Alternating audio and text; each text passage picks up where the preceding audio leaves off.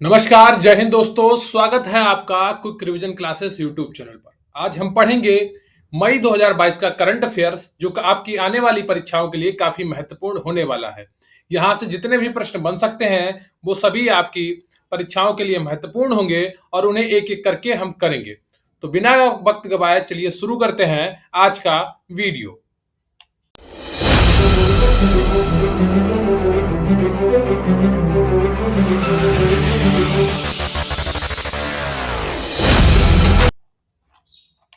तो आप देख रहे हैं quick revision classes YouTube channel. इससे पहले कि मैं आपका वीडियो शुरू करूं, मेरा आपसे एक रिक्वेस्ट है कि प्लीज वीडियो को लाइक कर लीजिए। चैनल पर नए हैं तो चैनल को सब्सक्राइब कर लीजिए। आप हमारे टेलीग्राम चैनल पर भी जुड़ सकते हैं।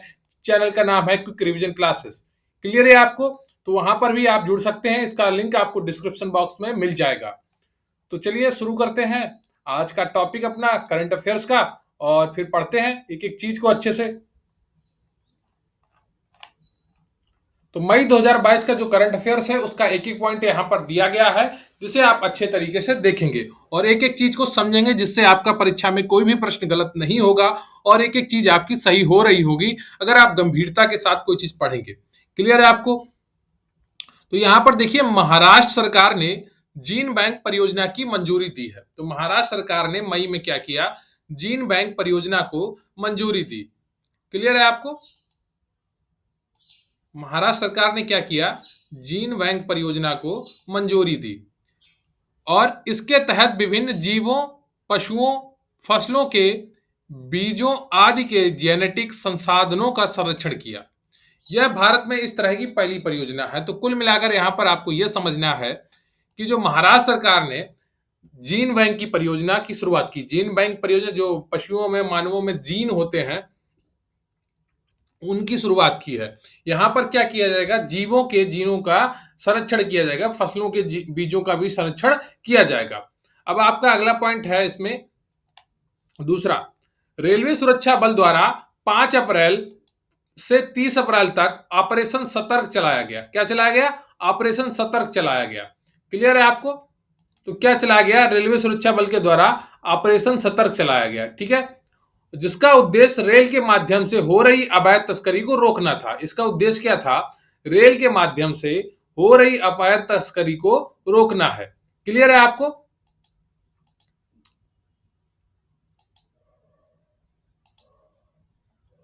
अगला है आपका पॉइंट, आदिवासियों के स्वास्थ्य में समानता सुनिश्चित करने के लिए ओडिशा ओडिशा भारत की पहली आदिवासी स्वास्थ्य वेधशाला की स्थापना करेगा। तो जो ओडिशा सरकार ने क्या किया है, आदिवासियों के स्वास्थ्य में समानता सुनिश्चित करने के लिए ओडिशा में आदिवासी स्वास्थ्य वेधशाला की स्थापना करने का निर्णय लिया है।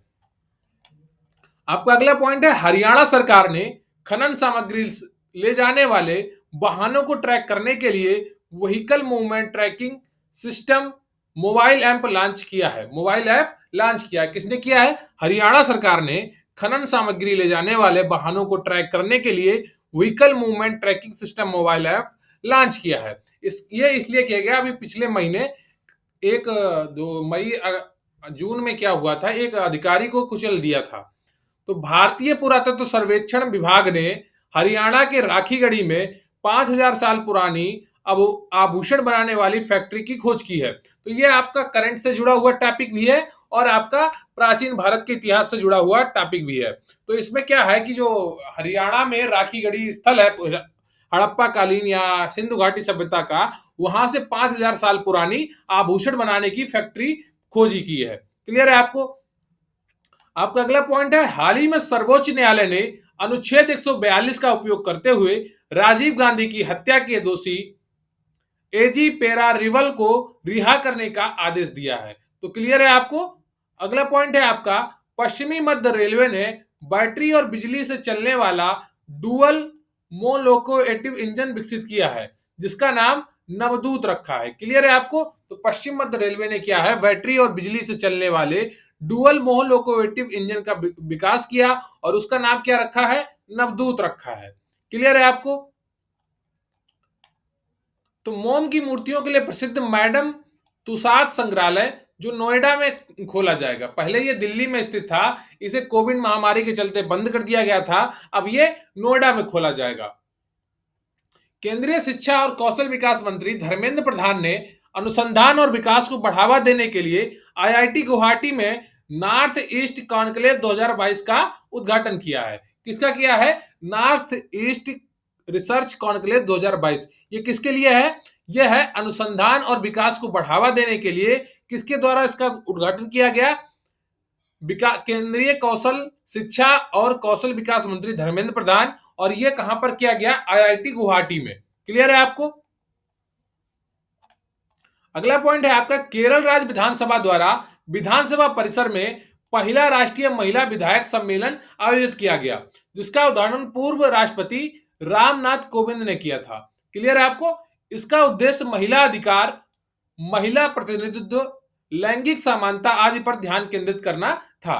तो एक एक चीज आप समझते रहिए और आसानी से पढ़ते रहिए। यहाँ पर करंट अफेयर्स बहुत ही आसान आने वाला है आपकी परीक्षाओं में, इसलिए सिर्फ चीजों को आपको समझना है, एक बार पढ़ना है। तो केरल राज्य विधानसभा ने क्या किया है कि पहला राष्ट्रीय महिला विधायक सम्मेलन आयोजित किया 2022 में। जो था वो कहां पर आयोजित किया? ये विधानसभा परिसर में किया।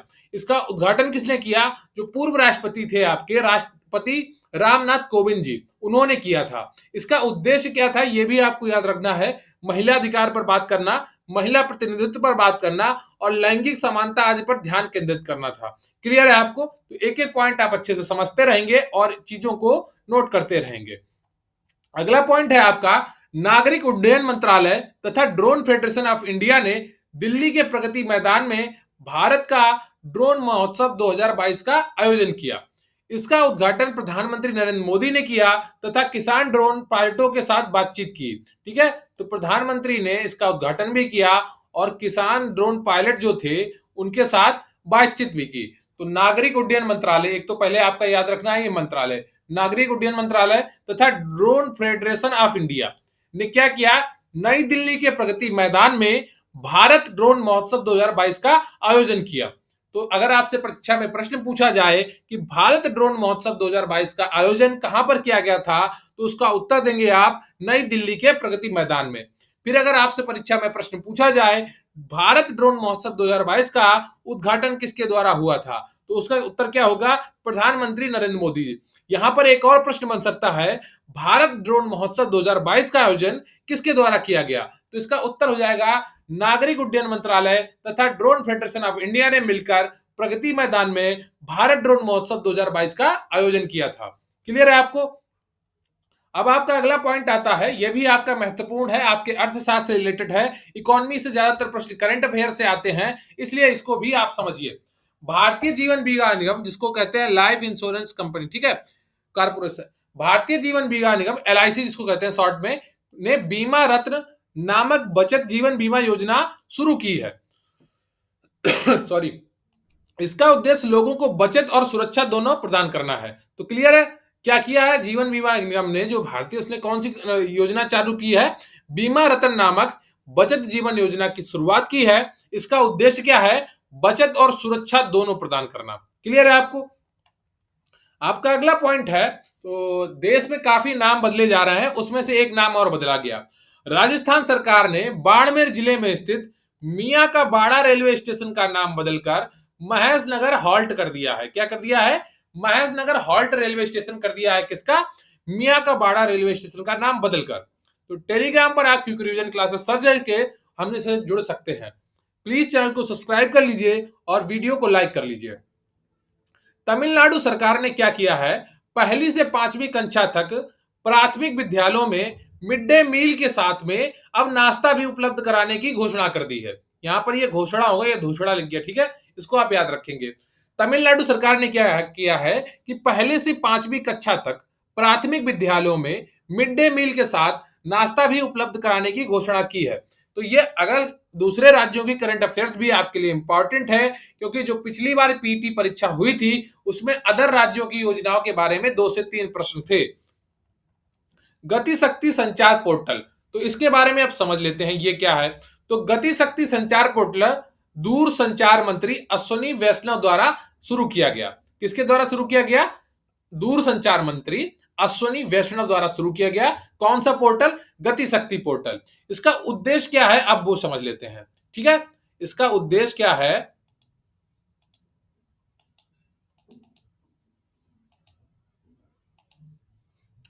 इसका उद्देश्य है दूर संचार बुनियादी ढांचा का विकास करना तथा व्यापार को सुगम बनाना। इसका उद्देश्य क्या है? दूर संचार बुनियादी ढांचा का विकास करना तथा व्यापार को सुगम बनाना। अगला पॉइंट है आपका, गुजरात की श्रेष्ठ जी परियोजना के लिए विश्व बैंक ने 350 मिलियन डॉलर की वित्तीय सहायता की मंजूरी दी है। इस परियोजना का उद्देश्य स्वास्थ्य प्रणाली में सुधार लाना है। इस परियोजना का क्या उद्देश्य है? स्वास्थ्य प्रणाली में सुधार लाना। क्लियर है आपको? आपका अगला पॉइंट है, प्रोजेक्ट वतर्क के तहत सीमा सड़क संगठन द्वारा अरुणाचल प्रदेश में ने नेचिफू सुरंग का निर्माण किया जा रहा है। तो अगर आपसे परीक्षा में प्रश्न पूछा जाए नेचिफू सुरंग का निर्माण कहां पर किया जा रहा है, तो आपका उत्तर हो जाएगा अरुणाचल प्रदेश। क्लियर है आपको? 500 मीटर लंबी यह सुरंग 5700 फीट की ऊंचाई पर स्थित है, जो डी आकार की है। कैसी है? डी आकार की यह सुरंग बनाई जा रही है।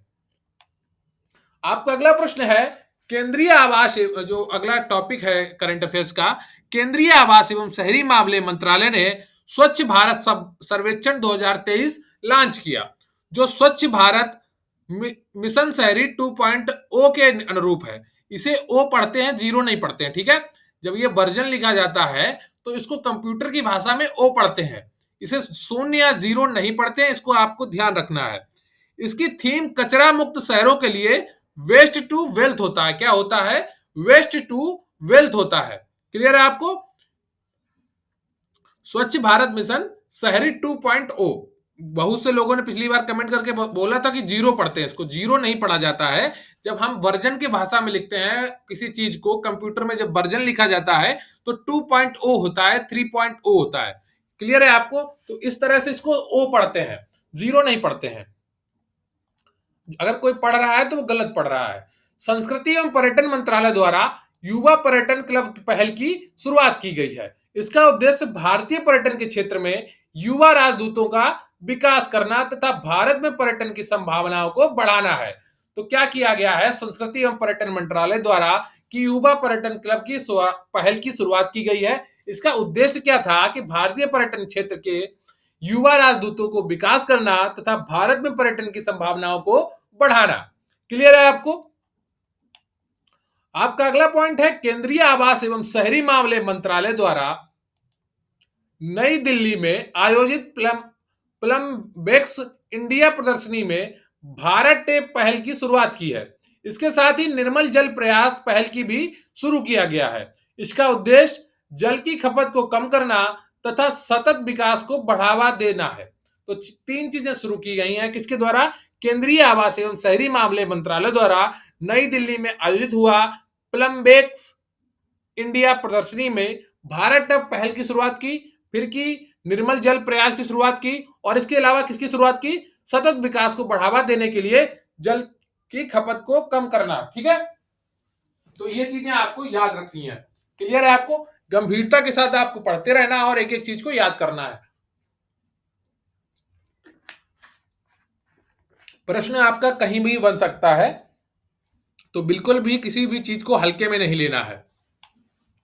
अगला पॉइंट है आपका, उत्तर प्रदेश के रामपुर में, कहां पर? रामपुर में देश के पहले अमृत सरोवर का उद्घाटन किया गया।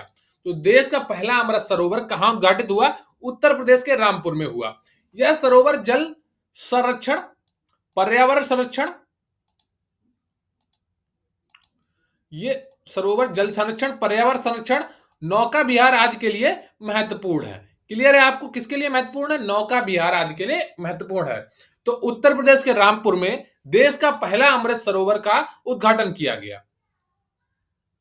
अगला पॉइंट है आपका, मई 2022 में सुप्रीम कोर्ट में दो नए जज सुधांशु धूलिया तथा जमशेद बी परदीवाला की नियुक्ति की गई है। क्लियर है आपको? तो मई 2022 में सुप्रीम कोर्ट में दो नए जजों सुधांशु धूलिया तथा जमशेद बी परदीवाला की नियुक्ति की गई है। आपका अगला करंट अफेयर्स है कि हाल ही में भारतीय जीवन बीमा निगम ने भारत का अब तक का सबसे बड़ा आरंभिक सार्वजनिक पेशकश यानी कि आईपीओ लॉन्च किया है। इसके जरिए एलआईसी में 3.5% की हिस्सेदारी बेच दी गई है ताकि निजी निवेश को बढ़ावा मिल सके।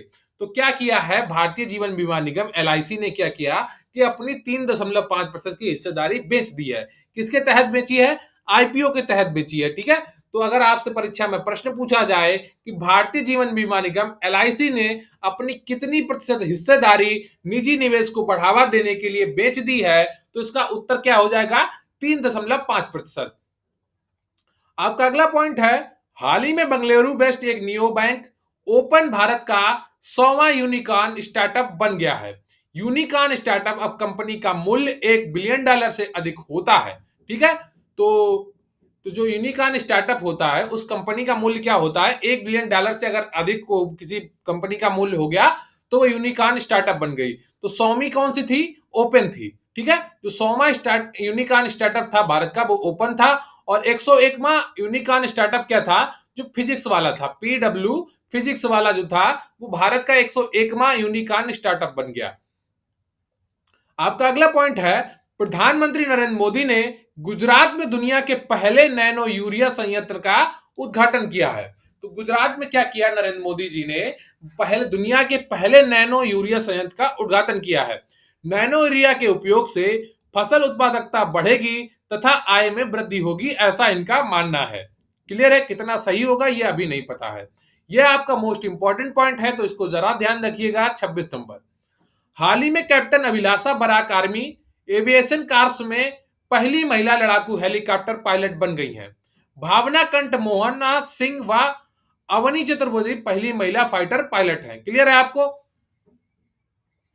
आपका अगला पॉइंट है, राज्य स्वामित्व वाला over the top OTT platform C space launch करने वाला केरल का पहला राज्य होगा। केरल ने क्या किया है कि ओवर द टॉप सरकारी वो प्लेटफॉर्म लॉन्च किया है। सिनेमा घरों में फिल्में रिलीज होने के बाद सी स्पेस पर उपलब्ध रहेंगी। किस पे उपलब्ध रहेंगी? सी स्पेस पर। हाल ही में रेलटेल ने 100 भारतीय रेलवे स्टेशनों पर मुफ्त वाईफाई सेवाएं प्रदान करने के लिए पीएम वाणी योजना की शुरू की है। इस योजना की शुरुआत दूरसंचार विभाग द्वारा 2020 में की गई थी। अगला पॉइंट है आपका, खादी एवं ग्रामोद्योग आयोग ने राष्ट्रीय फैशन प्रौद्योगिकी संस्थान के सहयोग से नई दिल्ली में खादी उत्कृष्टता केंद्र स्थापित किया है। तो आपसे परीक्षा में प्रश्न पूछा जा सकता है कि खादी उत्कृष्टता केंद्र कहां पर स्थापित किया गया है, तो इसका उत्तर होगा आपका नई दिल्ली में। क्लियर है आपको?